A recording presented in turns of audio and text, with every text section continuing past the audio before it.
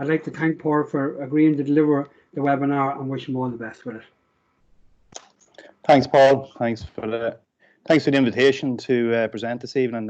It's an honour and a privilege to come back and present to coaches from Monaghan, and I know there's a few tuning in from further afield. From the outside, I just want to, obviously the scale that we talk about sometimes in Kilmacud Crokes and the numbers that are involved and the fact that they have not only one full-time coach but two full-time coaches. People say, well, that's that, and we're in a different sort of setup where we are, a different situation depending if you're a rural or an urban club. But what I'm hoping is that you look beyond sort of the numbers and some of the stuff and just take some of the principles and some of the concepts, and you might take some of those principles and concepts and bring them back to your own club and try them out. As Paul said, if there's any questions as we go along, I will do my best to answer them. The presentation will cover a few key areas, sort of my journey and from Castleblaney, both from playing career into my coaching career, and I've Castleblaney and I've Monaghan to thank for starting me on a career that I'm still involved with about 23, 24 years later. A little bit about sort of the influences and some of the stuff that I've taken from my own sort of coaching career and own playing career into my work and into my professional career, and how that has shaped and how that has influenced some of the stuff that I've done. A little bit of an overview on the development of WGA from probably where I see it. I sort of had a ringside seat. I've seen a lot of the stuff that's gone on that maybe people aren't fully au fait with or fully aware of. I was, started work with the Dublin County Board back in 1998. So at that stage, the Dublin, where Dublin senior football team went 7 years to 2003 without winning the Leinster title. So it's far removed from where they are at the minute, and I think there's a few key things that we can take from that, and I'll just touch on those briefly. And then I'll talk about what I probably know best is sort of the work that I've done with Kilmacud Crokes and hopefully some of the successes from that, a little bit on coach development and a little bit on player development. Okay. So just a slide here, just again, my journey, influence and experiences. I suppose my biggest influence in my career in the GA is football himself. My uncle did play and played, and one of them played with Monaghan, one of them played, and then he played with Ulster as well. I suppose my father was treasurer of the Castleblaney Fogs Club for 30 odd years, and my earliest memories has been bought to football matches with him and sitting in the back of the car and following Monaghan, following Castleblaney teams, and so that's where my influence. I suppose these two people might recognise them, especially if you're from the Castleblaney club, Nudie Hughes and Liam McGrath. Liam McGrath is probably the godfather of Castleblaney in terms of what he has done and what he did in winning championships right back to the late 50s and into the 5-in-a-row team in the 60s. And Nudie's probably his best pupil and someone that's known the Lenten bread of Ireland. And obviously I had the pleasure to play with Nudie for a number of years, and just to see sort of how he conducted himself and the work that he put into to develop himself as a footballer probably stuck a chord with me early on. Believe it or not, that's the Castleblaney football field, and that is my house, and that by and large was my backyard and growing up. So you can see where I spent most of my time, probably to the detriment of my academic career early on, but probably worked out in the end.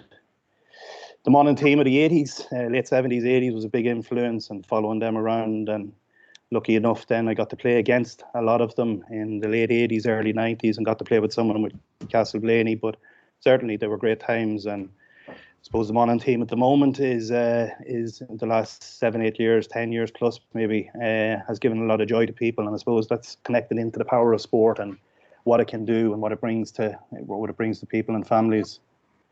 My own playing career then, lucky enough to play on a very good team in Castleblaney with some very good footballers. And I still think about some of the stuff that we've done and some of the training. I suppose one of my earliest coaching influences was that man there, Dickie Sullivan, who had us from about under 12 all the way to under 21. And I still remember some of his training sessions. Dickie would have been greatly influenced by the Kerry team of the 70s. So as under 12s and under 13s, I think we trained like the Kerry team in the 70s, which involved a lot of laps and a lot of sprints and lots of football. And I do have fond memories. Wouldn't necessarily agree with the laps and so on, but there was a time and a place. Eamon McEnany would be another influence, not only in the school. He came to work with us as a school teacher, and he took us to the school football team, and then obviously with Castleblaney, the first under 12 Kyle Cup win was under Eamon McEnany, and then sort of he handed over to Dickie Sullivan. Let's see. Well, technology is failing me here. Are we all right there, Paul? Yeah, I'm not seeing the pictures that you have up on it, that you had up on it. Okay. Right. Is there anybody seeing the pictures? I think they're back now, are they? Someone's coming up now with the kind of board. I can see the pictures. Okay. Are we all right there? Yeah. Okay.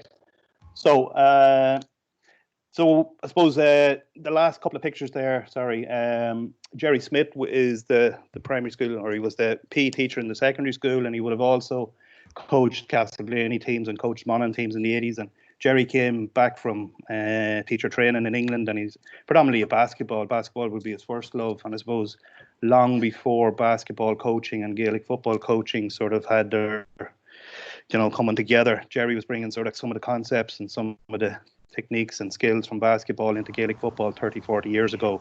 And certainly that was to the benefit of teams and players who played under him. John Morrison then, I was lucky enough to play under John with a year in Castleblaney, and like a lot of coaches coaching at the moment, he's had been a big influence on them, and his style of coaching and his way of designing training sessions and content and all that has certainly been a big influence in my coaching career, and I brought that with me. The Dublin County Board, as I said, I started working with the Dublin County Board in 1998 or so, and one of my first outside of the day-to-day roles was getting involved with the development squad. It was actually the very first development squad that started in Dublin, and we followed them through to the minor team in 2002, and Brian Cullen would have been on that team, so I would have seen Brian develop as an under 14 all the way through to, I suppose, captain in Dublin in 2011. The other minor teams that I was involved with, lucky enough to manage the team in 06, and from that we had Keane O'Sullivan, Johnny Cooper, Paddy Andrews, and a Carmarthen man, Kevin Nolan, came through that team. I was back again involved in 2013, 2014, and Conor O'Callaghan, Owen Merchant, Brian Howard was another player from that team. And again, it was great to see their development over the last couple of years. And I suppose what I'm taking from that is I've seen sort of the development of those players and what they were like coming into a development squad in 2011, 2012, but what they were also like, what players were like in the early noughties coming into the development squad. And there was a marked difference, which I will touch on later on. A couple of other teams I was involved with was a 21 team over a couple of years, and then I was lucky enough to get a chance to work with Bernie Murray with the Monaghan Minors back in 2010, and that journey has taken me to where I am at the moment, which is obviously full-time work with Kilmacud Crokes. There's actually two of us working full-time, myself and my colleague Niall Corcoran, and we do a lot of stuff together, but Niall is mainly responsible to hurling and camogie, and I'm responsible for football and ladies football. So a lot of my presentation tonight will be sort of with a football team, but a lot of the principles and concepts are obviously transferable. Okay. So I suppose a question I get asked a lot, especially by people outside Dublin, would be, how did Dublin get to the point where they're dominant in terms of the senior football team? What happened that, changed from the early noughties where they went 7 years without winning a Leinster title to sort of dominating Gaelic football now? As I said, I had a sort of ringside seat in this sort of through my role working with Kilmacud Crokes in the main and with the Dublin County Board as well. So first thing I would say is, first and foremost, the players that have made up the team from 2009 really to the current time. And the two sets of management, Pat Gilroy's team and Jim Gavin's team, I think vast credit has to go to them and fast credit has to go to the players. in terms of what they achieved, and there can be no doubt that they're a special bunch of players and a special sort of management setup to go around them. But underneath that, I suppose, underneath the iceberg, what people mightn't have realised, or what people don't see from the outside looking in, is there's three things, in my opinion, that sort of helped Dublin get to where they are at the moment. Certainly the clubs are central to it, the county board is central to it, and the wider GA is central to it. So I'll touch on each of those briefly. The clubs are made up of people and volunteers, and there's been a huge energy and huge work has gone into Dublin clubs over the last 20 years in terms of developing players and sort of raising standards and promoting the games and developing the games in the city. Big part of that was probably, I suppose, the strategy document that the county board came out with, the Blue Wave, back in the mid to late noughties, and a big part of that, I suppose, was the funding that they secured for the GPO system. So with that funding, with the GPOs working on the ground, a lot of good work has gone on, and I suppose numbers, participation rates went through the roof, and quality was matched as well as the participation rates. So the clubs, you had plenty of volunteers getting involved, but you also had, I suppose, a system where they were trained in and developed and supported in their role. Nurseries, and I know Louise and Emma Byrne did a presentation last week on nurseries and the importance of nurseries, and there's no doubt that nurseries in Dublin are a big part of the club, and a big part of why the clubs are so vibrant and so successful in bringing numbers through, and having a good nursery and having a good link to the local primary schools is critical in that. So a lot of good work has gone on in developing club school links. And then once you have the numbers in, you need the structures around that, and clubs have been very good at sort of organising themselves and having the correct structures. The Dublin County Board, as I said, the leadership shown by obviously John Costello, but a number of chairmen along with John, setting in place the GPO system. But not only the GPO system, a big part of what has happened has been the games programme that's been implemented in Dublin over the last, I suppose,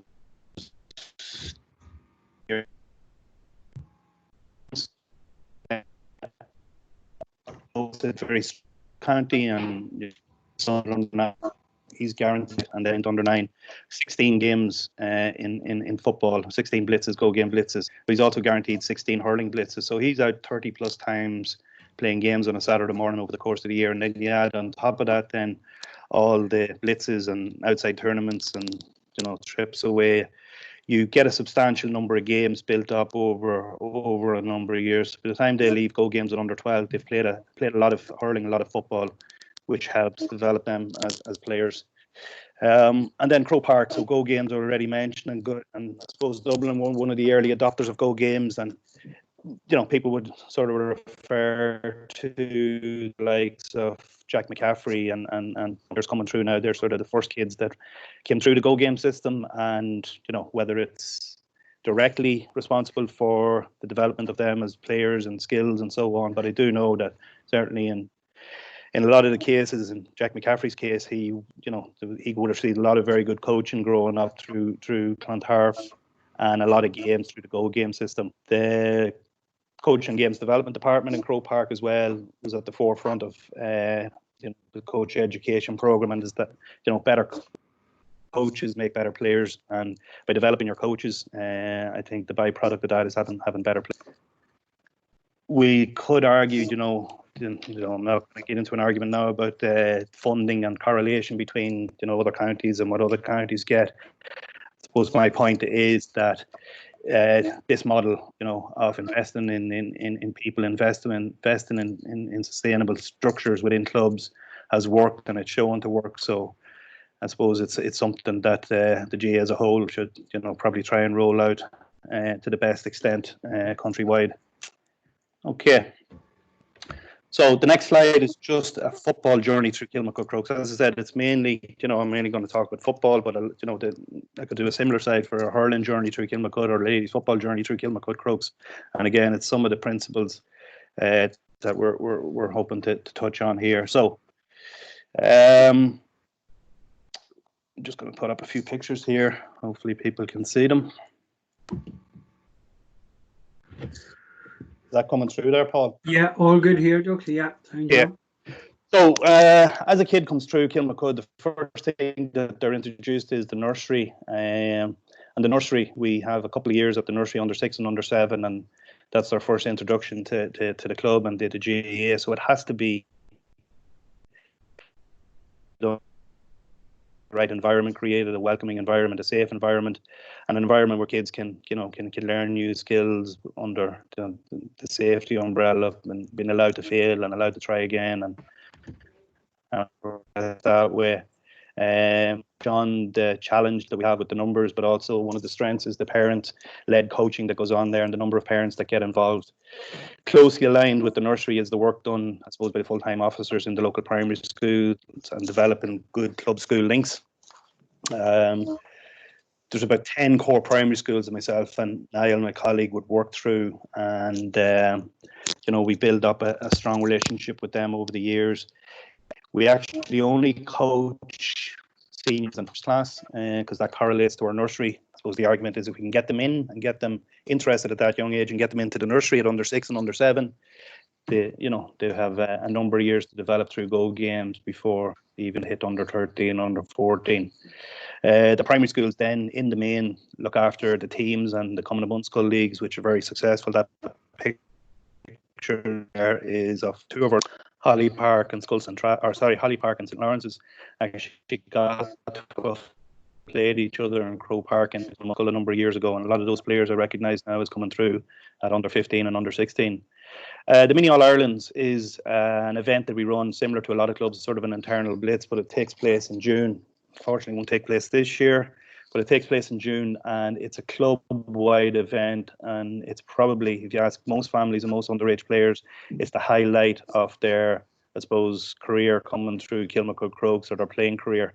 It's mini blitzes. They're all split up into teams at their own age group, and they play off over a week. So there's a week for Gaelic football, a week for hurling, and a week for ladies football and camogie, and they play off every evening on the main pitch from 4:30 till 9 o'clock.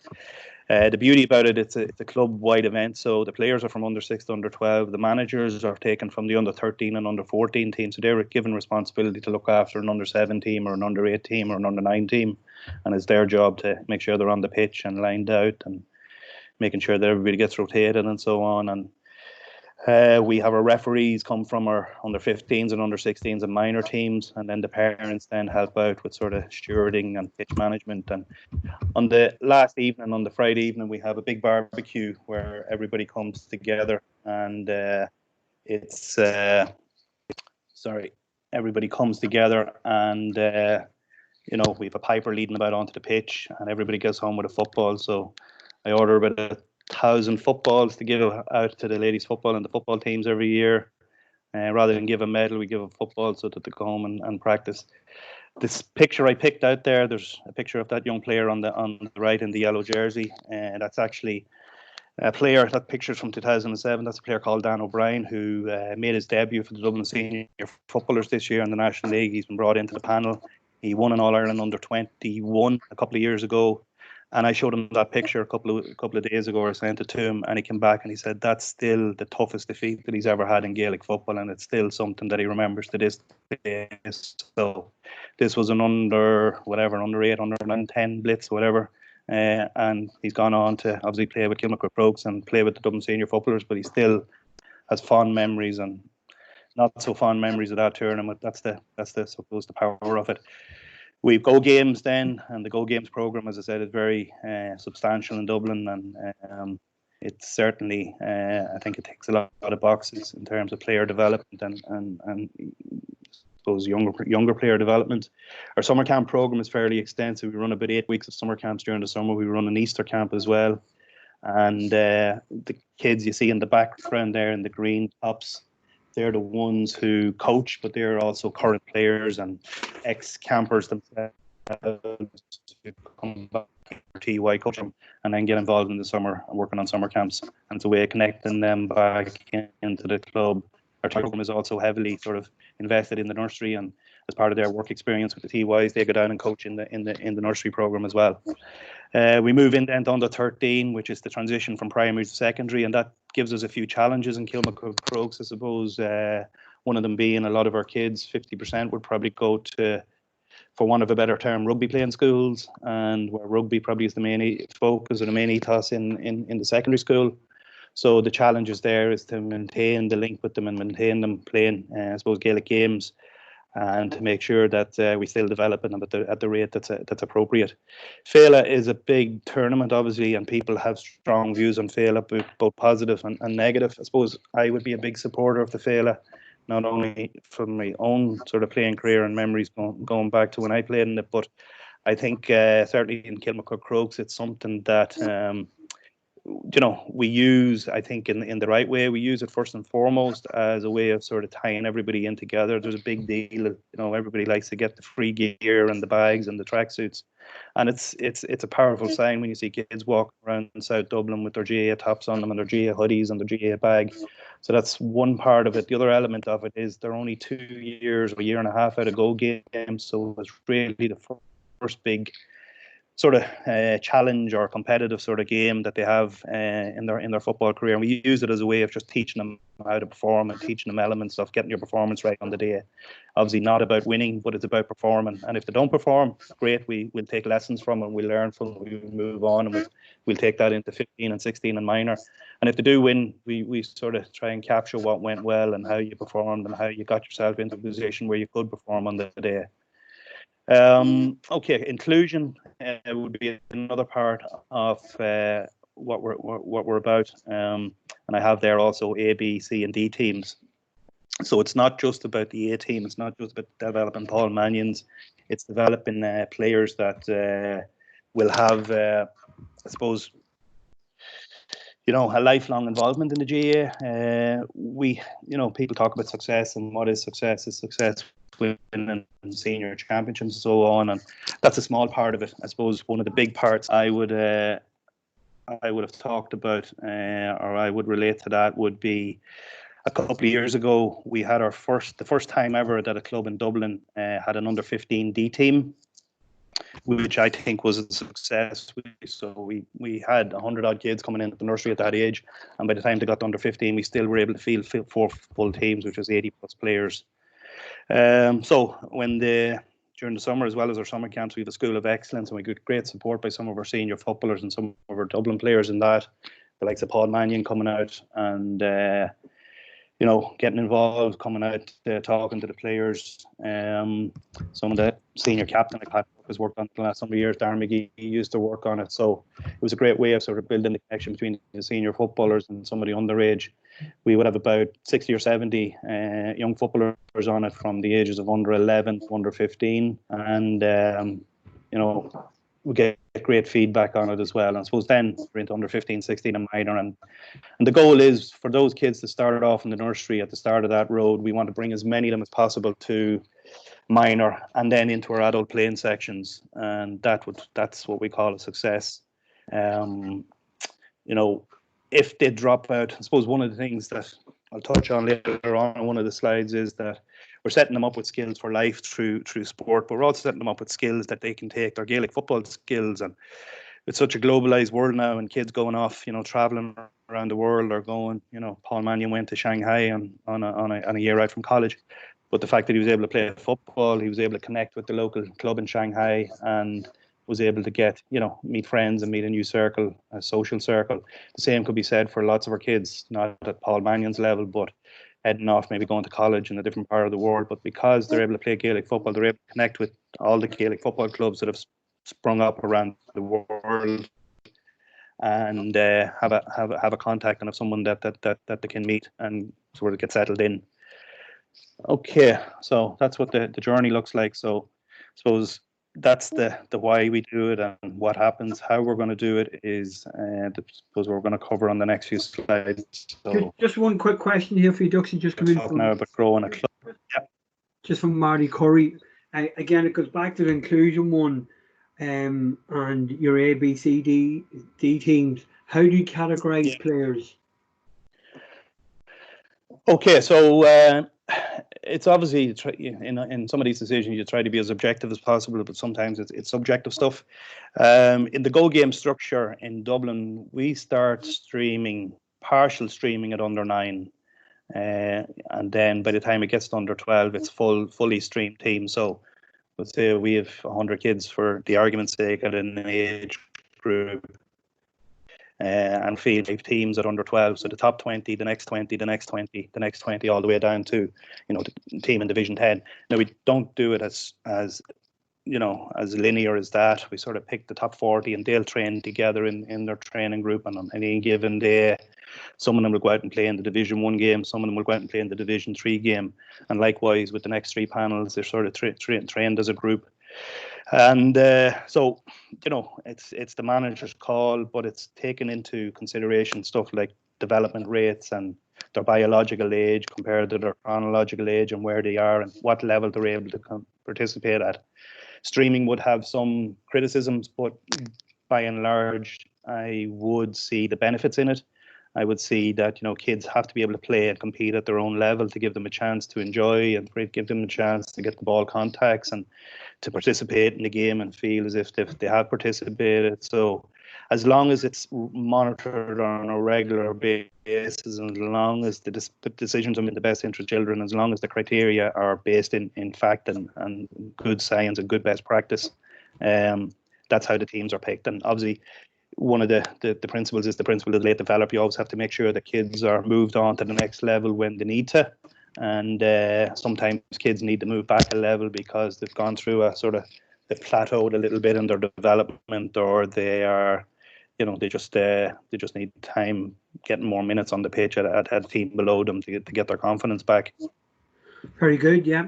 Now again, just to follow on from that there, so there's one other part to that question: what age are these categorized? So you talked there about go games, and then when they progress into under 12s and under 13s, they will become more into A, B, and C teams. Is that right, Paraic? Yeah, well, under 12 with the Go Games, the last year Go Games in Dublin now, it's fully streamed. So we are teams at the start of the year, and we have to put a team in whatever, say we have 5 teams. One team will go into Division 1, another team into Division 2, Division 4, Division 7, Division 10. So we have to stream our teams accordingly. Right. And would you see a drop off if you're streaming so early?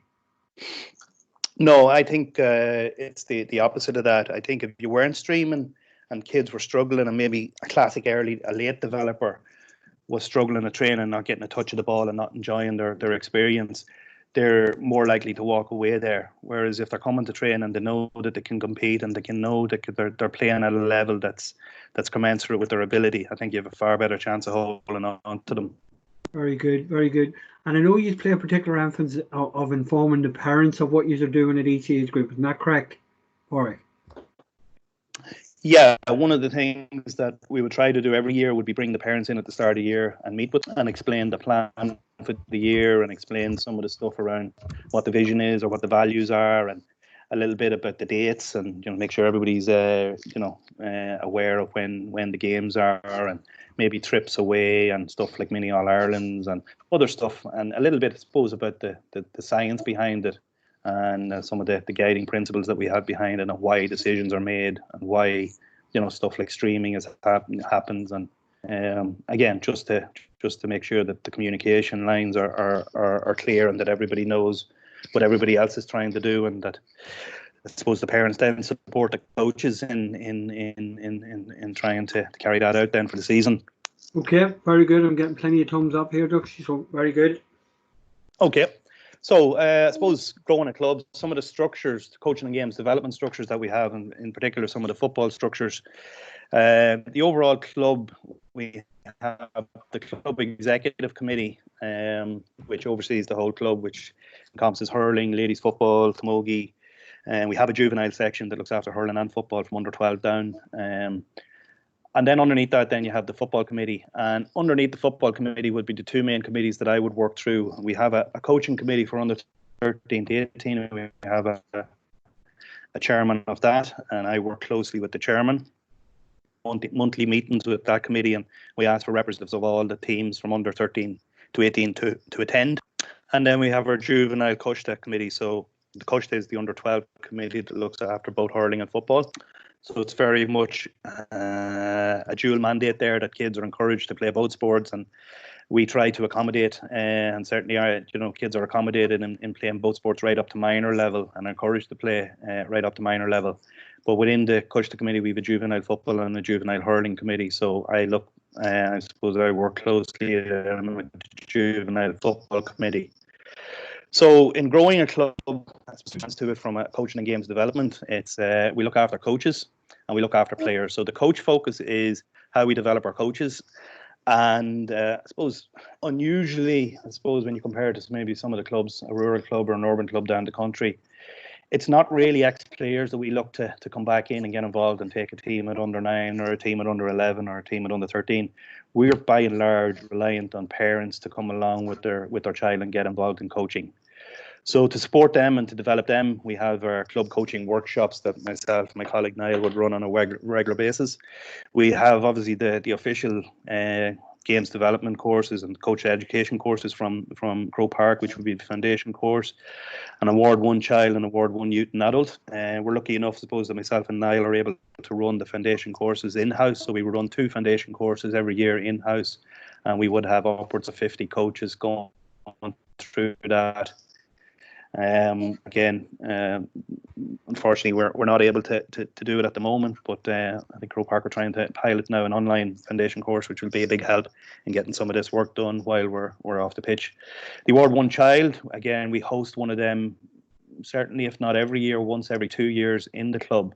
And that brings through sort of 25 coaches. It's a dual course, so coaches come in. So you have 25 coaches who come out qualified at Award 1 child level, which has been a huge sort of advantage over the last couple of years. The quality of, I suppose, coaches that go through that, and we do get good tutors in, and there's a community of coaching built up through that, and there's a lot of ideas shared and a lot of best practice shared. And what we find is when the coaches come through that course, they hit the field again and get back out to the teams with renewed sort of enthusiasm and fresh ideas and ready to go again. We do a January club coaching forum, which is sort of a cross-club thing where we invite in a couple of guest tutors, guest speakers to come in. Sort of the kick-off the season is usually the week after the GA National Coaching Conference. So we've had people like Conor Laverty, the Monaghan coach down, Anya McNamara presented just at the latest one. In the past, Mick Bowen, coaches of that back in the day, it was the likes of John Morrison that I would have brought down to present to the coaches. And again, guest coaches and tutors throughout the year outside of those, I suppose, Award 1 courses and the January coaching forum. Our coaching committees then, and they're circled above and WhatsApp groups and ideas, sharing ideas between the coaches.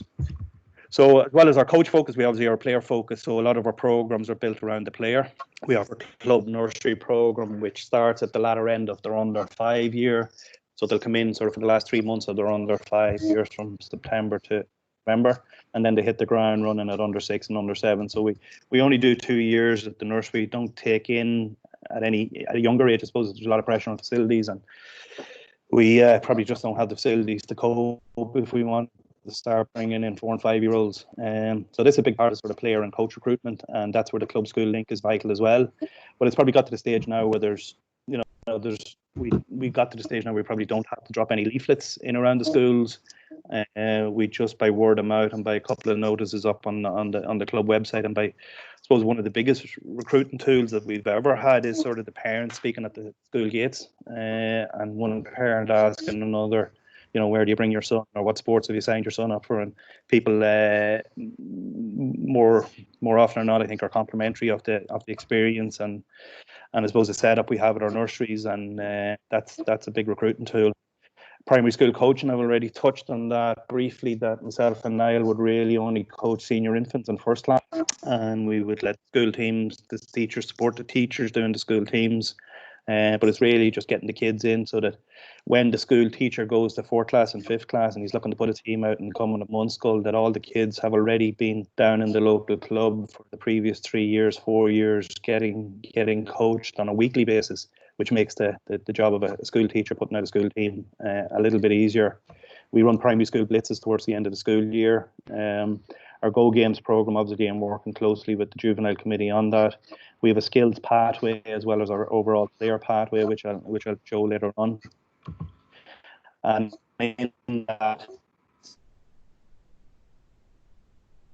keep rolling out that, when you do a skills test at under 8, it's to challenge the child to go away and practice before the retest, and sort of give them an idea of where they're at in terms of their skill level, and just give them the motivation to go and practice. Skills pathways built on the results of the skills test, so that we sort of have a fair idea now where our under 8 should be by and large, and what skills and the level of ability of the majority of the group should be at under 8, and similar to under 9, and similar to under 10. Our invitational underage tournaments, so hurlers and footballers do this. In May it's usually the football month, and in October it's the hurling month. But each age group from under 8 to under 12 would host a big tournament, and they would invite a lot of clubs from around the country to come.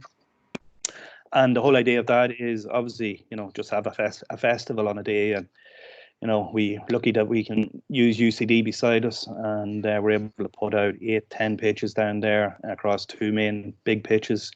And the idea of this is that we get reciprocal invitations back to some of these clubs, and we start to build up relations, and that, during the summer when the Go games are off in Dublin, that we can jump in the car on a Sunday morning and head off down the country and play against a blitz, that, we have a relationship, play against a team that we have a relationship. So they have been hugely successful, and I know that they are popular throughout the country. I know the Drummond-T one, I think Declan's joined us tonight, so the Drummond-T one is one that we always look forward to going, some of our age groups, and we enjoy bringing Drummond-T down to us. At my own age, with my own son, Castle Blaney, have been down the last couple of years, and I think they've had a good experience of it. The Mini All-Ireland, I've already touched on that, and that's 3 weeks in June. And then our camp programme, our School of Excellence programme, which is geared towards players, and our TY coaching programme, which is also geared towards our players when they get to 16 and 17. Okay, I suppose that to summarise all that, it's really a people business. It's about people, it's about coaches, it's about players, and it's about trying to get programmes in place that will develop both of those in order for them to reach their full potential. This quote, I suppose, sums it up better than I could say. I suppose what my role would be in overseeing this. It's Stanley McChrystal, who was a general in the American Army, the book out a number of years ago, a team of teams on leadership and so on. So his quote on leadership would be, many leaders are tempted to lead like a chess master, striving to control every move. They should be more like gardeners, creating and maintaining a viable ecosystem in which the organisation operates. So, I'm trying to put in an ecosystem with all the different programmes in place, and let the coaches manage them and run them, in the hope that, players get a chance to develop and come through and play and stay with the club all the way through to minor and into adult. A little bit now on coaches and some of the stuff on developing coaches. Paraic, just before you move on to that next section, yeah. We just have a few good questions here for you. Okay. Just one question here from Roger. Do you and Crokes or Dublin GPOs introduce any athletic development S&C? If so, what age group?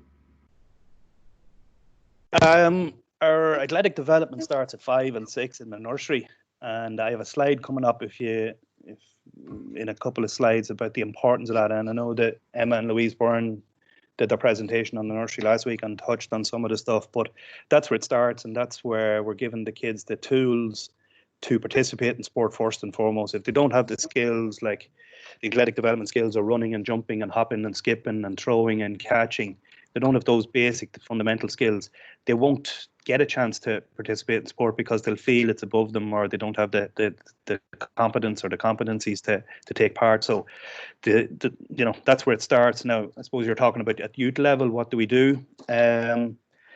We do stuff like, I would still be very strong in that everything that we do from under 13 through to minor is done with the ball. I think we do stuff in the winter when we're off the pitch for November, December, and into January. We put them through sort of depending on the age, under 14, under 15, a winter conditioning program. Some of the teams go up into the local boxing club and do a conditioning program over 8 weeks with the aid of some of the boxing coaches. Some of our teams, when we get to 15 or 16, are brought into the gym, but it's only really some functional movements that they're taught. They're taught how to squat, how to lunge, how to hinge, how to rotate, all the core movements before we ever talk about putting weight on. And the GA15 warm-up would be another big part of that. We encourage all our teams to incorporate the GA15 warm-up in order to prevent injury and also build on some of these core athletic development movements. Very good. Okay, and just moving it on again, just slightly come back on one of the points about inclusion. Again, James has a question here. I'm involved with an under-13 team which fields 2 teams. How do you deal with having to take a player off who is playing well to bring players on? Player coming off is playing well, is crying, and then the team loses and you're creating a losing mindset. How do you balance that?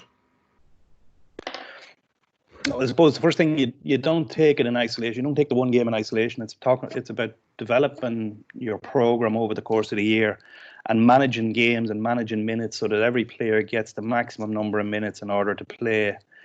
And, we're all competitive by nature, and, when Kilmacud are playing Ballybowden, it's, some of the theories go out the window for that hour at different levels. But, if you do know you're going to play Ballybowden at some stage in the year and you knew you want to play your strongest team, well, maybe in some of the games leading up to that, you give a rest to some of your star players or start them on the bench and start some players, make sure that they get a full match in order that, when you look back over the course of the season, that players have got a chance to develop. I suppose it's setting out at the start of the year what your objectives are, and if your objectives are going out to win the under-16 championship or the under-14 league or whatever, well, I think you're hamstringing yourself a little bit, and I think you're sort of going to create hostages to fortune that way.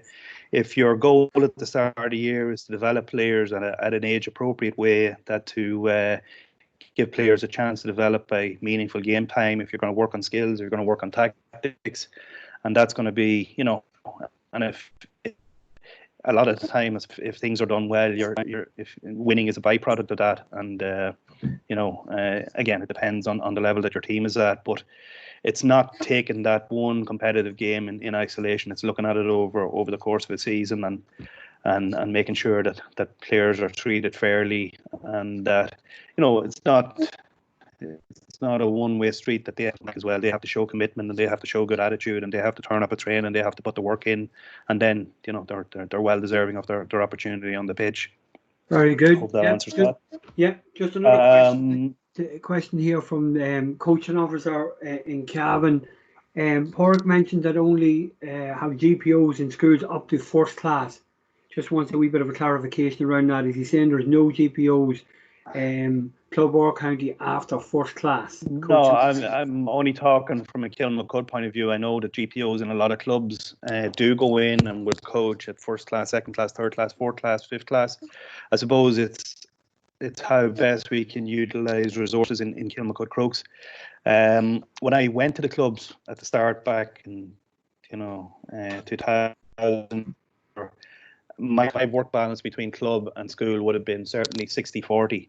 60% of the time in the local schools and 40% of the time in the local club or in Kilmacud Crokes.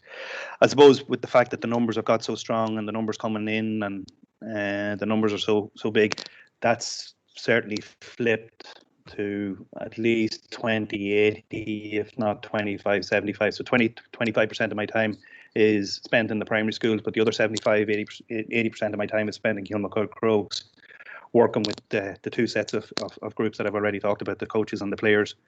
So, that's why it's limited, and that's why the emphasis is on the junior classes, so that we create that interest, we give them that spark, we sort of ignite that sort of love, hopefully the GAA, and then we facilitate them by getting them involved in the club at the nursery level.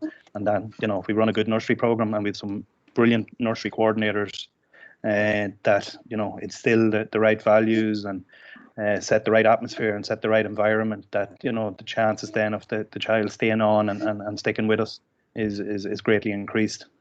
Very good, well done. Yep, so moving on. Right, yep. Okay, so coaching, that's what coaching is. Now I've come across this transactional coaching versus transformational coaching. I suppose that what I'm trying to get at here is when I first went into the job, and when I talked to people about their own coaching experience back whenever they were playing, it was sort of a transactional sort of coaching would have focused on the win. It's focused on the skill and competency players related to winning. It sort of links the wins and losses to the coach's own self-worth, and the coach through emotions. We've seen that in the past where, coaches would, have 20 players at under 12 and would only play the same 15 every week, because you had to go out and win the game. And, to the detriment of developing the 5 players who were left on the bench, coaching through emotion, banging tables and shouting and roaring and cursing and roaring in at kids. I would have seen a lot of that, and we probably would have all seen stories of this. And I suppose what we're trying to move that style of coaching on, or that sort of coaching philosophy, into a more transformational coaching philosophy. So what I mean by that is you're sort of performing as a byproduct of positive values, beliefs, and philosophies. It engages players to listen. It's built on respect and a positive relationship. It builds character and confidence and builds intrinsic motivation. So it's really player focused. It's child focused. It's not focused on the win. It's focused on development and all the good stuff. So I would hope that, over the years, we're certainly moving the majority of our coaches in Kilmacud Crokes from that transactional style to a more transformational style of coaching. And it's built on, as I said, values and beliefs, which I'll touch on in a few slides. And what is your coaching style? I'll let you read that in your own time. There's 2 styles. There's a continuum where at one end it's that dictatorial, sort of that ego-driven, that sort of where it's all about the coach and it's all about him winning and it all reflects back on him, all the way up to the other end of the continuum, which is sort of a teaching style or a cooperative style. And we're trying to move our coaches along that continuum up towards that style. So the importance of our coaches is they're the key influencers. With the numbers involved in Kilmacud Crokes, myself and Niall, we work through our coaches, and our coaches are the ones who influence our values and our I suppose our vision and what we want to achieve. And it's up to myself and Niall to develop those coaches to carry that out. Another slide on Kilmacud Crokes, and I'm going to put up a few of the numbers that are involved. And numbers aren't meant to sort of scare people or to to look how big we are. It's not that. It's about having numbers, and numbers aren't a barrier. That if you have your structures in place and you have good people working the numbers and you have your programs in place, that the numbers then hopefully turn into a strength. So our numbers involved in the nursery this year, we've sort of, when we take our under 5s in, hopefully in September, we'll have 120 of them after a couple of weeks without really going out doing leaflet drops around like that. It's that word of mouth, and it's that sort of, it's got a good reputation now. So those 8 or 9 schools that we're working throughout will provide the vast majority of those kids. We've 140 then at under 6 and 107 if not at 140 at under 7. So in total there's about 400 kids we'll do the next year. But the beauty of that is we get 180 coaches. So each of those years will provide about 60 coaches, and they're all parents, and they're all people who are willing to get in because they know sport is good, they know that team sport is good, they know that exercise is good for them. And I suppose it's the culture now that when we take their kid into the nursery, we will only take them if the parent can coach as well. It's not we only take them, but we encourage the parent as much as possible. And we encourage as many of the mothers to get involved as well. And some of the age groups have a really strong representation of mommies and females. So what you see there is with those numbers and with that culture, we can get to a ratio now where we've 1 to 2, 1 to 3 coaching ratio, which is, I suppose, that we're proud of, and something that makes a input when you're dealing with 5 and 6 and 7 year olds who are only starting out, that they're able to get that attention, they're able to get that level of coaching. Those coaches and to give it to upskill them as they go through the club. Our Go Games numbers, we have over 600 there this year, so ages, and probably about 190 coaches involved with them. Into under 13 then, and you have 3 teams at 13, 3 teams at 14, 3 panels at 15, 3 at 16, and 4 minor teams. So in total, I suppose we're dealing with upwards of 1,400 players that are playing football.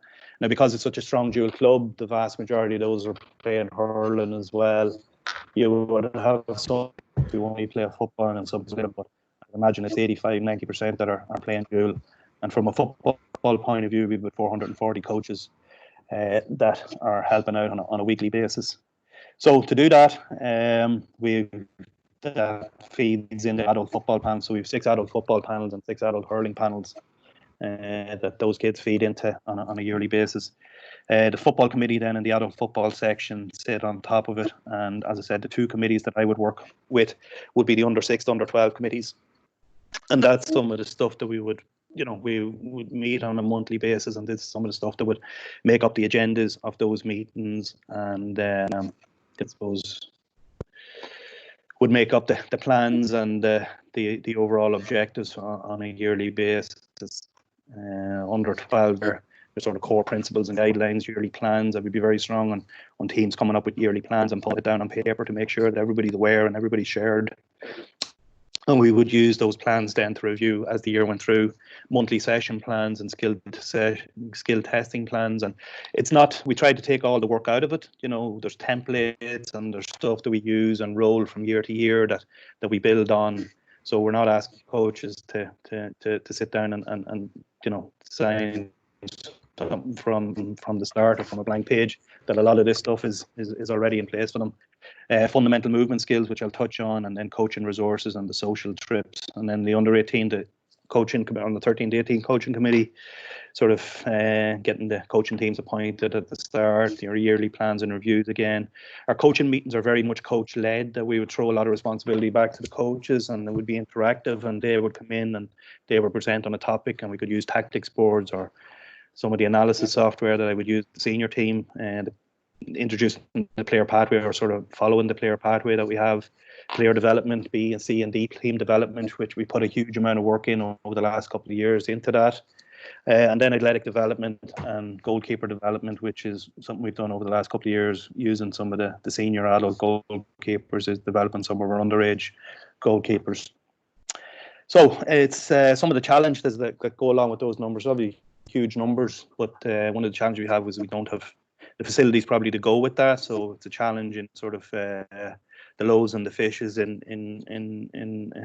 making sure that teams have somewhere to train and are training at the right level. The fundraising, which is a big part of, I suppose, the adult football section, that sort of fundraising that goes on along with this, and make sure stuff like the social trips and all that sort of stuff is provided for. The mini All Ireland is provided for, and all the stuff, putting footballs and cones and bibs and jerseys on with those teams. We are a strong dual club, which has, overwhelming positives, but there's also a few challenges in terms of sort of player development on that. The school ethos, and what I mean by that is 50% of our sort of 13 to 18 year olds will go to some of the rugby playing schools in South Dublin, Blackrocks and the Michaels and schools like that. And, the challenge, it's probably a challenge that they're probably not getting the same. I know the school system in Monaghan is very strong, and teams competing at McCrory Cup level and so on. So a lot of the coaching that the kids are getting is with their school and with their McCrory Cup squad and so on. We don't have that for 50% of our kids. So we have to sort of make sure that we pick up the slack on that, and that they're kept involved and they're kept sort of linked in with the club. Representative squads, and what I mean by that is some of the Dublin development squads and so on, which, when I started out, we were under strict guidelines that it wasn't interfere with club activity. It was Sunday mornings, was 8 to 10 sessions a year. It's sort of growing a life of its own, and at the moment, there's midweek training, and sometimes, you're losing players, certainly if they're on a hurling squad and you're looking for them for a club football session. Sometimes the club loses out. I know it's a bigger debate out there about county versus club, but I'm just putting it in here as one of the challenges. And then modern life is a challenge, social media and kids' mental health and all the stuff that goes with that, time constraints and everything that people have to deal with. And then Dublin traffic, getting, you might have a 5 slot or a 6 o'clock coaching slot. That might be the only slot your under 8s can get during the year. And can your coaches get out from the town with traffic and so on to make sure that they can get to training? So that's some of our challenges. The importance of planning. Sorry, Paul. Yeah, just a couple more questions here while they're coming in. So again, from Teresa, when setting up the club structure, how do you get everyone on the same page and the same aims? A lot of people are doing things the same way for a long time and don't necessarily want to make the effort? And then the second part of that, also, how do you balance men's and ladies within a club? My own club seems to be split.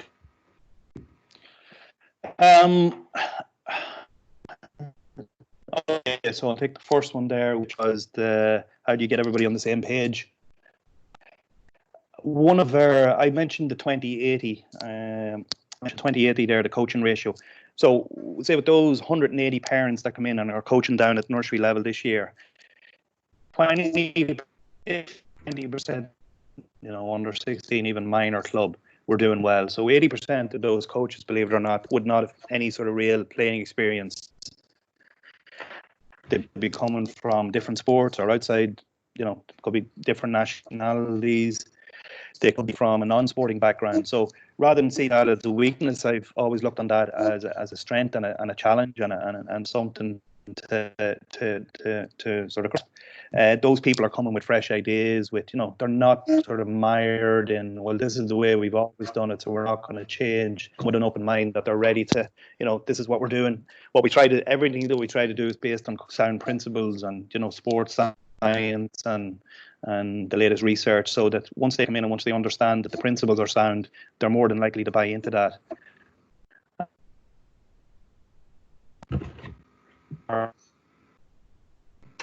Things that maybe a small rural club, the same people that have been involved for a long time are reluctant to change and are reluctant to try something different.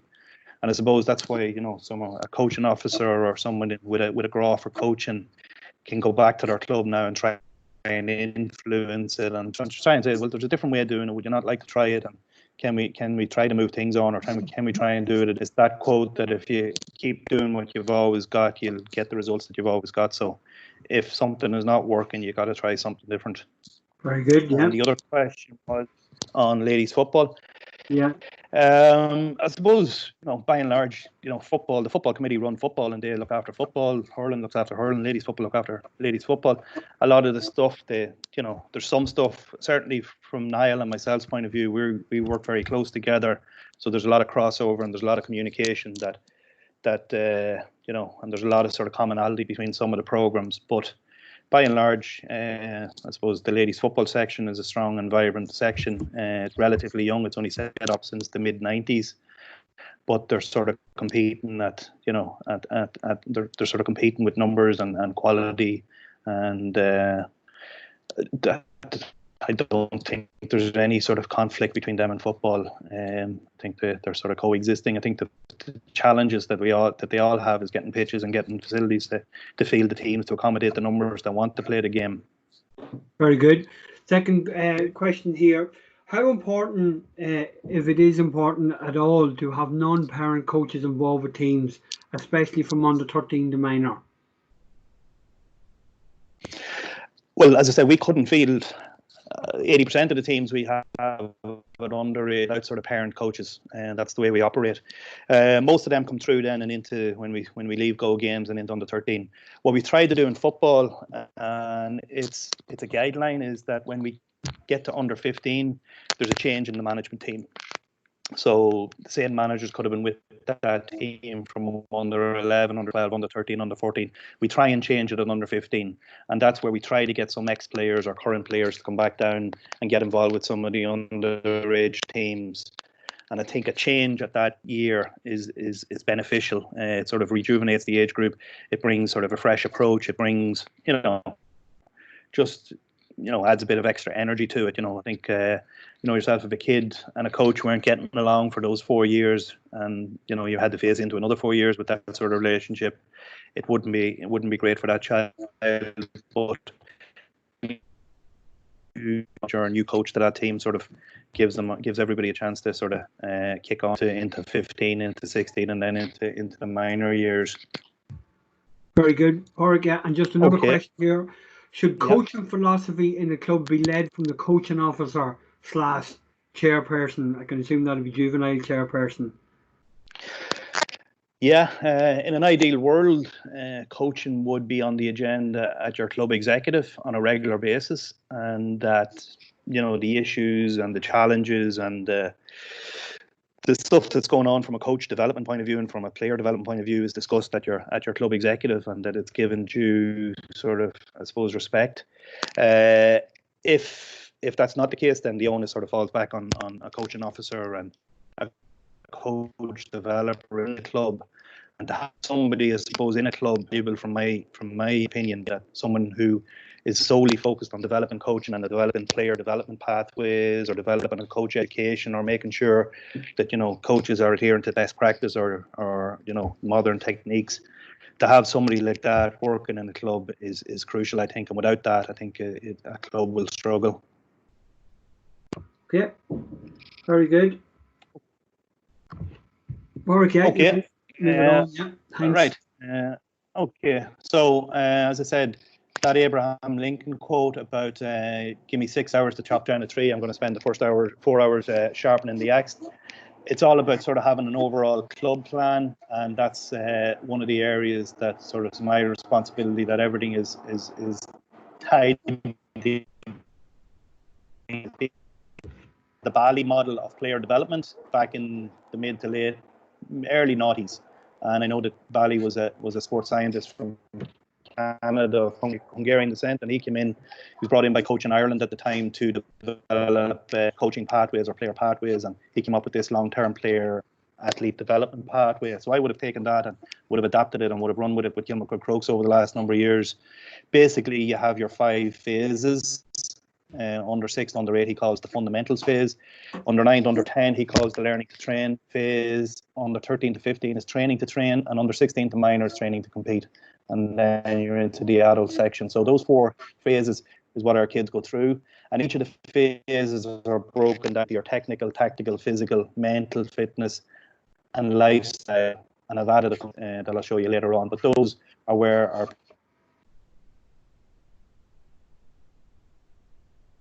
what an under 8 should be concentrating on in terms of technical skills, in terms of tactical or introduction to how the game is played, the physical fitness or the fundamental movement skills that you need to develop, and then, you know, lifestyle, teaching them about preparing for playing sport, having a water bottle with them, so on, being well rested, good nutrition, so on and so on. So that's the overall plan that we would have. We would work that, and we would break it down, and we would take the bits out of it that are needed, and the year plans then are built.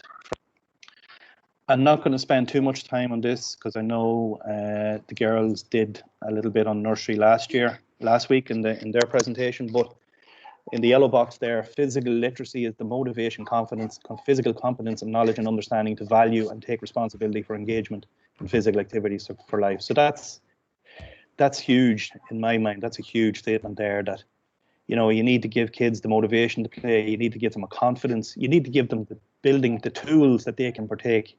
So if they don't know how to run or hop or skip or jump or dodge or do some of those skills or catch or do the basic catch or basic throw, they're not going to be equipped to take part in your sessions. And they're going to struggle then for confidence. And that lack of confidence could see them walk away from sport. So the Moving Well, Being Well was a project I was involved with last year with Stephen Behan and DCU, and that was going around testing our children's physical literacy skills. And the studies came back, they were poor, to summarise it. So there's a huge onus on us as sports clubs and coaches and parents even in developing these key skills at the key ages of, 5, 6, 7 and 8, in order that when you start coaching the sport specific skills like punt, kick or fist pass, that they have the underlying foundations to be able to do that. And that's a presentation on its own, but the resource to develop all those skills is under that email address there. If anybody hasn't tapped into that, that's the PDST, which is the primary teachers resource online, and that's got loads of games and loads of ideas for developing those key skills. So the nursery program that we would have would take a lot of exercise and a lot of activities from that resource. Okay. Anya McNamara, some of you might have heard of her. She's a sports psychologist. She's working in DCU at the moment. She's done a lot of work with talent development squads and talent development IDs. She's done a lot of work with premiership teams, and she's currently lecturing in DCU, but she's also worked with in the past the Limerick development squads when Limerick sort of came out of nowhere and were very successful with some of their underage minor teams and under 21 teams. She would have been central to that. And she's also developed a tourist program, which again I'll only touch on, but people can go away and look on that. It's a program developed with the Leinster Council to develop some core principles to guide your training. So some of the principles that certainly I would have worked with over the last couple of years, or that would be, on the basis of we'd as many as possible for as long as possible. So when we do facilitate, if those 100 kids come in at under 5 and under 6, that we keep as many of them involved as possible, whether they're an A player, a B player, a C player, or a D player. In fact, the best coach that I've worked with over the last 15 years in Kilmacud Crokes was the coach of that D team that I mentioned, that he was always coaching C and D teams. And he was just brilliant. And he brought a group of kids who were the first under 15 D team ever in Dublin. And I'm working closely with him now because I just got him to take on the coaching committee job with me. So he's the chairman of the coaching committee. And I'm working with him presently. So that's what, again, some of the sports science behind the chronological age and the biological age, and making sure that we're aware of early developers and some of the challenges with them, that just because they're dominating physically at under 8 and under 9, that we don't neglect developing their skills or their tactical awareness or other elements of their skill set, that whenever we catch up developers, to recognize when we have a late developer, and that just because he's not able to compete physically with the big strong kid, that we're still developing them, and that when they do catch up and when they do are a match physically, that they have all the technical and tactical skills built in as well. Our multi-sport development, again from the Bally model, that at least 3 sports in your primary school years, at least 2 in early secondary, and if you want to specialise, it's only in late secondary that you specialise. As I said, we would hope that most of our kids play at least 2 sports right up to mine, which would be hurling and football. But down at primary school, it's 3, 4, if not 5 sports, one of those sports, a hand-eye coordination sport like tennis or hurling, an aerobic sport like running or something like that. Gymnastics is brilliant, encourage a lot of kids to try gymnastics at an early age, develop that core strength and flexibility. Develop the player for the game of tomorrow. And what I mean by that is that we have to have a holistic view in how we develop our players, that if we had got caught up in gym, getting everybody behind the ball, that had been the club back 10 years ago, and every player would have been taught how to run back and get behind the 45 and defend like that, and then fast break. We wouldn't have been setting up those players to play the modern game, which I suppose is playing on the front foot and everybody pushing forward when they can. So who knows where Gaelic football is going to go over the next 5, 10, 15 years. Who knows what real rule changes are going to come in to sort of tweak the game. So we have to make sure that when we're developing our 8, 9, 10, 12-year-olds, that they're developing with all the skills of the game. That the analogy I use would be a bunch of keys, that whatever lock that they have to open down in the future, that they have that key in their key ring, so that they have all the skills for the game of tomorrow, whatever that may be. Okay, a few slides to go. So just another just another question here. Yeah. Again from sorry, there was one up here. There was one question here around, again, what is your thoughts on the underage age grades, with some counties going to odd numbers? Some players find it difficult to make the step up to senior. There's just 17 can lead to players dropping off, especially lads who haven't developed physically. Yeah, I suppose with the numbers involved in Dublin and certainly Kilmacud, we have teams at every age, so we don't do the 2-year gap. We have teams at under 8, 9, 10, 11, 12, all the way up to minor. Yeah, I can understand why the jump from into an adult section would be too huge. So I think definitely under 19, under 20 is an important competition, and I hope that the G is moving forward, sort of bridging that gap.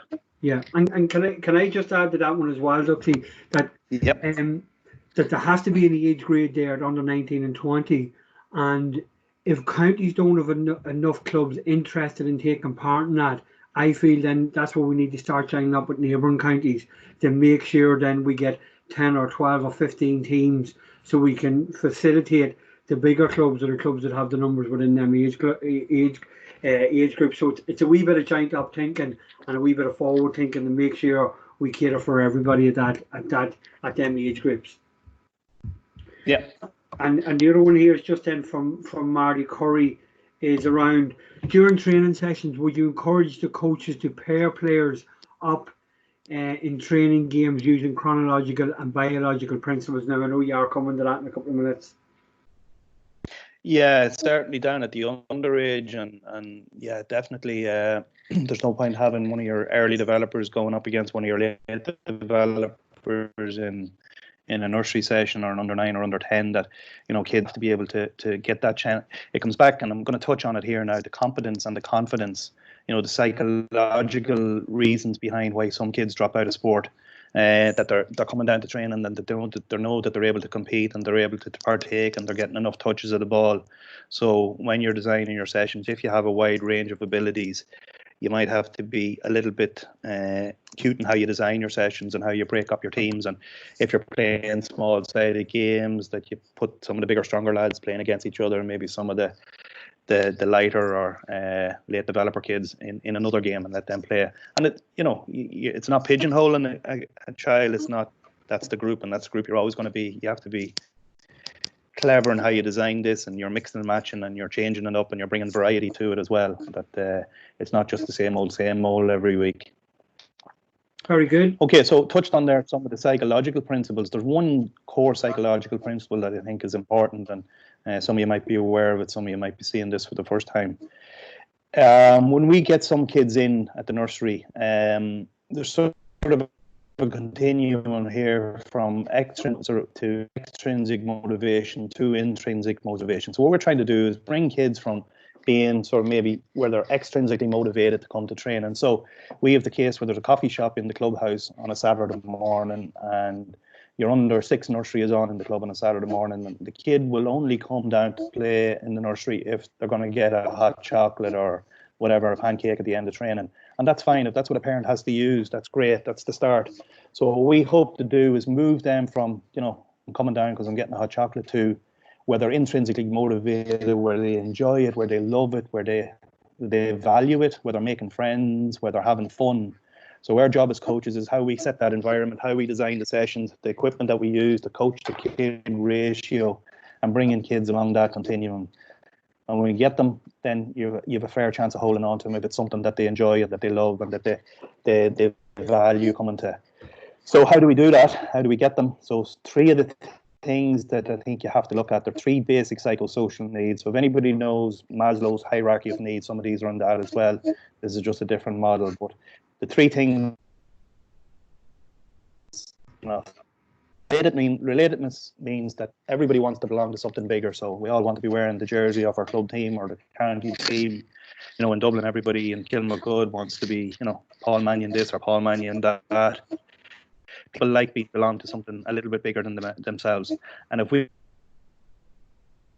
something that they are inclusive, which is a safe environment where they're respected, where they're valued, and, you know, everything.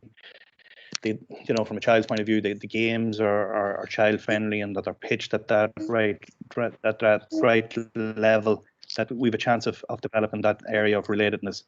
Competence is, you know, their confidence and their ability to play the game, whether it's the physical skills, they're able to run, jump, dodge, skip, hop. They have those physical competencies to play Gaelic, and then when you start giving them the technical skills of the game, that they're easier to learn and to develop those underlying competencies. So if we can set the appropriate skill challenges, if we can give them the feedback that they need, and if we can raise the challenge at the optimal level, we will bring their competency and their skill level on, which will hopefully lend to a lifelong involvement in sport. And then autonomy is, you know, acknowledgement of them as a person, you know, that treat it as an individual. One of the things we do is put a sticker on everybody early on in the nursery with their name, so that everybody is, when the coach is talking to a 5-year-old, out of 100, that at least they know their name, so they're able to talk to Johnny or they're able to talk to Jimmy, and they're able to encourage them, and that you're bringing in that connection. So that as we go up the lines, then autonomy would mean that players have a say in the overall plan of what we're trying to do with them, or they're brought into the conversation. I would be very strong in bringing, sort of even 12, 13, 14-year-olds in at the start of the year and sitting down and explaining what the program for the year is, and stuff like, behavior and codes of disciplines or codes of conduct, that involving them in that conversation. You're getting a better buy-in, and they're having a say, so that, you could do this with an under 14 team, and I've done it plenty of times, a code of behavior. If somebody steps out of line, asking them what the consequences of that are. And once it comes from them, there's a far better chance of the team buying into it, because it's been developed by their peers, or they didn't know their peers have bought into it and have pushed for it. So those three things then, and relatedness, competence, autonomy, if we can develop those, I think you develop sort of motivation and commitment over a long time, and that's called the self-determination. Values and character, so I'm going to touch on this. It's linked into the success jigsaw, so we all know the various components of success. It's linked into the player pathway. We have our technical, we have our tactical, we have our mental, we have our physical, we have our lifestyle. So lifestyle for a youth player on the 13 to 18 is balancing the 3 S's we talk about, balancing their sports, their social, and their studies. That you can't neglect one for the sake of the other 2, or you can't drop 2 to concentrate on one. That there has to be balance in their life, so they have to give time for their sports, they have to give time for their studies, and they give time for their social, where they switch off and hang out with their friends. Culture and role models is an important part of this, I feel, and that the culture of the club, the culture of the coaching, the culture of the nursery, the culture of the senior team dressing room is very important in terms of standards. I've seen it once described as culture is not about writing slogans on a wall or putting up posters. Culture is about how you live every day and the values that you display every day.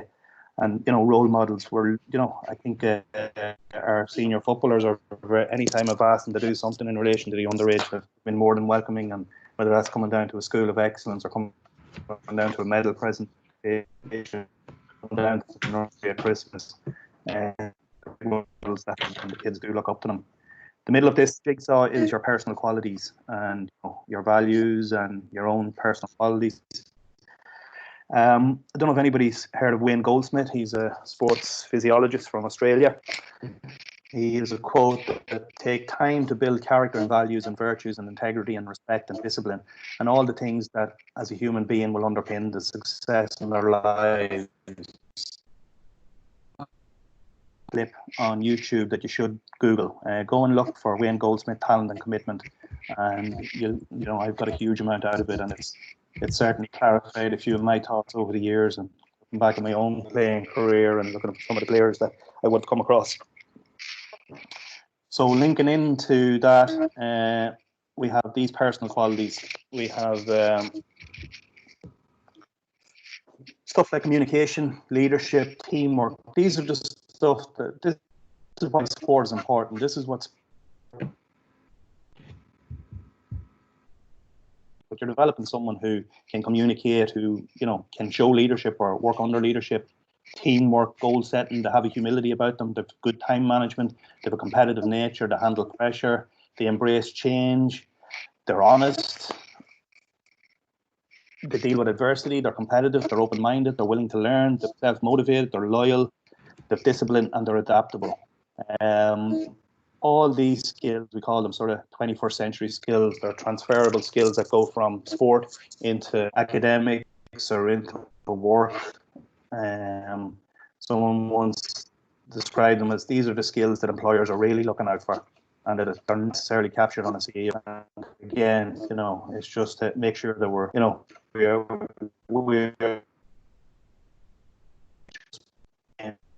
ball or strike a ball or catch a ball, that we're setting them up with these values and underlying qualities that would set them up.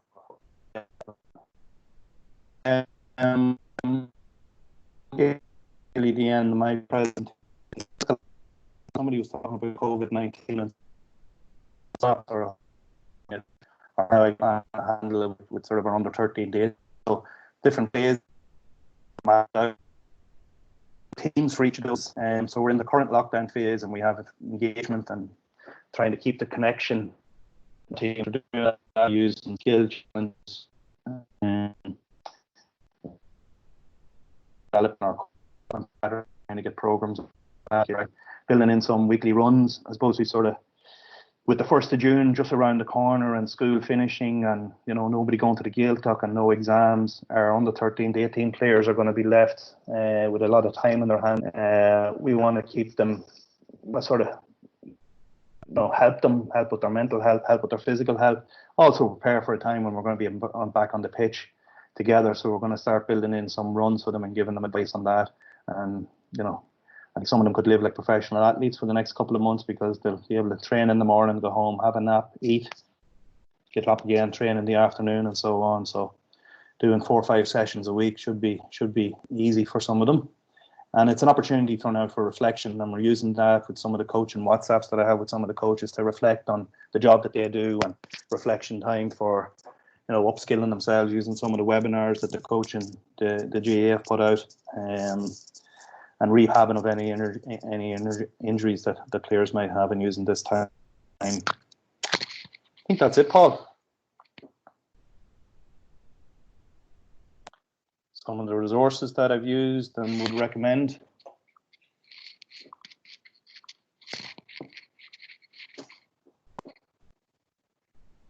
So on, you might, Mara, I've already mentioned O'Mooney, Paul Kilgallen. We had him in the club there in January presenting on his coaching philosophy. Ray Boyne, who I know is involved with Monaghan this year, and I've learned a lot from Ray over the years. Philip Kerr has been a huge influence, like John Morrison, at the forefront of Gaelic Games coaching for a long number of years. Shane Smith, who's coaching our senior football team at the minute. Anybody who follows Shane Smith on Twitter will get a lot of very good ideas. Ed Coughlin from a skills acquisition point of view. Colin, very generous with sharing his activity on Twitter and on his social media. Shane Mangan for some of the latest research, along with Stephen Behan, and Dunk Fowl is a good one for GA Stats. All right, Paul. Yeah, just a couple of questions here. You answered the COVID one, so you should be happy enough with that. There's just one here, and again, sort of a couple of general questions here around Crokes and Dublin. How they the ethos? If you're good enough, you're old enough, irrelevant of age. We wouldn't play under 18s. We wouldn't play until a player is finished at minor. They wouldn't play with the adult team. Certainly in football, slightly different maybe in hurling over the last couple of years, but in football, we would let them play out their minor year before we would try and, obviously at the end of our minor year with those 3 or 4 minor teams, then there's a fellow involved with the football committee. He's the director of football, and his job is to make sure that all those players have a landing spot on some of the adult teams, and that the transition from underage to the adult section is as smooth as possible. Very good. Again, I'm just saying there's a few coming in here.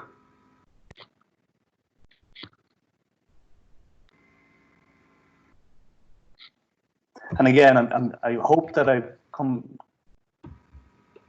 to the city club, and that, you know, we've 2 full-time coaches. I hope that some of the principles have come across that are adaptable, and that you can take back as a coaching officer, or as a coach, or an underage coach, or as a nursery coach back to your club, and take a few ideas and run with them and see how you could scale it down, or how you could transfer it to your own club.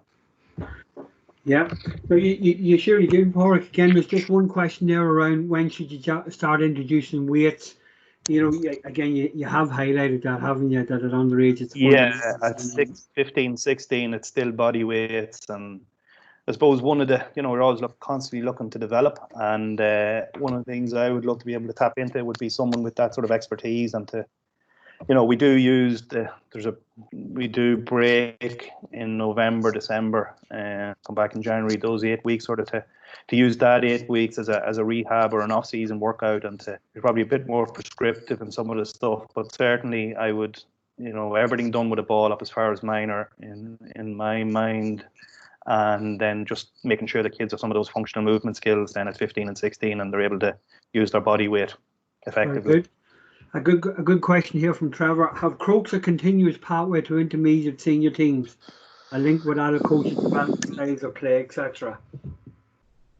Yeah, well, certainly our coaching committee in that, as I said, as well as developing a player pathway, I would hope that we're developing a coach pathway, and that we're bringing coaches through and into the, because they're in the main a lot of the time our parents, that when the young child goes through into minor and then into the adult section, that the coach doesn't just step away, so that we continue to use him and keep him involved. So whether he goes back down and gets involved with a team at under 15 when we're transitioning the minor team, or he goes up and get involved in an adult team. Certainly, I would know that the philosophy of our current senior management team with Robbie Brennan and with Shane Smith as the coach would be very closely aligned to what we're trying to do with underage, and they would share a lot of the same values and same principles. And as I said, anytime we've got them involved, and we're actually trying to get them involved now during this period, they actually, to have time on their hands, which is always the challenge with getting senior players involved with the underage, because they have a bit of time on their hands now. We're hoping to pair them up with somebody underage, and we have a few ideas we're trying to roll out on that. Very good. Just another question here from Paul. What is your thoughts on playing under 11s to make up a team at under 13 rather than amalgamating with a local club? I suppose if it's in the best interest of the child, and if the child able to participate and able to compete and able to take part, if they're not going to be put in danger, if they're small, sort of light under 11, and they're been put out against a big strong under 13, and there's a safety element to it, you would obviously have to be very good at that. In terms of numbers, the team, we're always, one of the things that would always, some of the challenges at times in Crokes is when we have a certain number, let's say at under 12, and you're looking to, it's 13 aside at under 12, the 80 players, and you want to put panels of 20 out into the leagues. Are you putting out, are the panel sizes too big that you're going to end up every week having subs on the line and a struggle to get them played, and or are you going to cut it as fine as you can in order that you're going out every week and everybody is needed, and you get better buy-in there from parents and players if they know that, well, if I don't go out today, I'm not going to be able to field. So you're sort of always sort of pushing the boundaries a little bit, that getting as many games as possible, getting as many quality games as possible, and getting as many games that players are able to contribute and to experience. Yeah, very good. Totally agree with that, Paraic. Yeah. Again, another one here. Do you think the most important job for a coach manager is to develop a player to senior, and if it comes with underage success, then that's a bonus? Absolutely. It's we have to take, I suppose, over what's the philosophy of the club, what's the vision for the club. Is to bring as many players through and give them a lifelong involvement in GA, or is it to win an under 12 competition or 14 competition and take the from that. I can safely say, like what I'm going to do in Kilmacud is to give everybody a chance to experience Gaelic games, to give everybody a chance to develop skills, to give everybody a chance to follow it through, to make sure that we have B, C and D teams so that we can accommodate kids of varying abilities, and that they're able to, that they have a skill for life then, that I mentioned about kids going and traveling around the world and so many GA clubs around the world.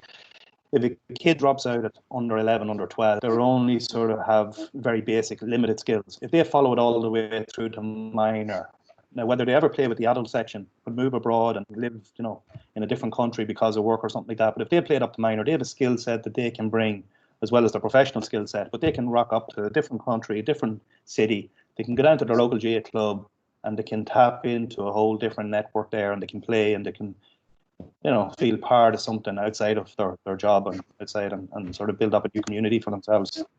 It's really skills for life that we're trying to develop. And if we're good on all that sort of value stuff and personal qualities and timekeeping and discipline and respect and all that sort of stuff, well then sort of the bigger thing here is we're developing better human beings. And the more than better coaches will make better players. Better human beings will make a better society for everybody. Yep, very good, Paraic. Again, look, there's other bits and pieces of questions coming in, guys, about S&C and athletic development. I feel Paraic has covered them. There's another one here around coaching qualifications at different age groups. Again, look, I can help Paraic out with that one. Anybody starting out foundation, child protection, and Garda vetted. Yeah. Now you go up to different age groups, you should be looking to get your award 1 and your award 2, and that would be the same in Dublin, Paraic, wouldn't it? Yeah, I mentioned earlier, the Award 1 child has been a huge sort of benefit to me. Putting a lot of coaches through that has given them the tools themselves and given them a motivation and given them a skill set that they can do a great coaching job after that. They've taken it sort of, coaches take responsibility to upskill themselves and to better themselves and to bring themselves up to best practice and current thinking. So yeah, the formal stuff as well as the informal stuff is important. Yep. The last question here, Paraic, what do you say to a really pushy parent who sees their kid as a better player than he might be? You always have to temper that, and I suppose the fact that the plan that we have is a long-term player-athlete development plan. I suppose you're always sort of talking long-term in developing players. It's not about the here and now. It's not about this match. It's not about the last match. I suppose you're never as good as your last match, or you're never as bad as your last match. That the role that we're trying to do is bring them through. It's a long journey from when they start off at 5 years all the way through to minor and into the adult section. If there is a parent who's pushy and, if they think the child is better, rather than, you never blame the child for the sins of the parent. If that parent is involved as a coach with you, there's challenges there. If that parent is just a parent shouting from the sidelines, there's simple stuff you can do there in terms of we would have a code of conduct for parents, code of conduct for spectators, a code of conduct for coaches, a code of conduct for players that are sort of built on best practice guidelines. So that if there is a pushy parent or someone shouting what they shouldn't be shouting in the games, because they've signed up as a member, they have to adhere to that code of conduct. So it's an easy one, that. But over time, you're hoping that the stuff that you do and the decisions you make are in the best interest of the players and the best interest of the individuals, and that if it's based on pure principles, pure sort of sports principles or good research or best practice, that hopefully those arguments then a parent will see the rationale behind. Very good. Paraic, there's a couple of quotes coming in here. Brian Cherry's one coming in says you're a better coach than you were as a forward. So I think that's a bit rich from Brian.